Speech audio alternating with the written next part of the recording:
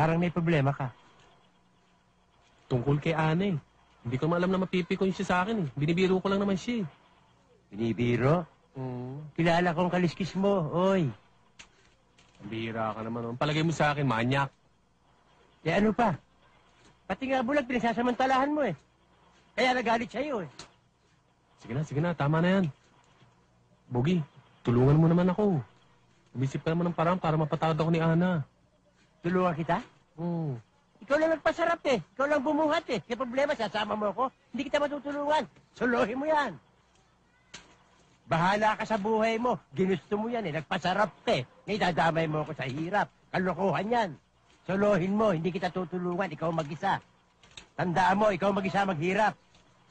Pambihira naman buhay ito. Sino kayang tutulong sa akin? Ikaw naman, oo. Sino pa ba naman ang tutulong sa'yo kung di ako? Tayo lang ang magkasangka eh. Naintindihan mo ba?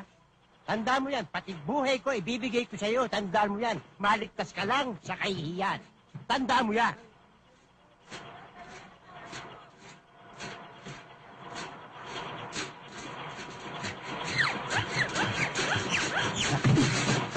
Lang ang ventilador yan, imbis na paganon,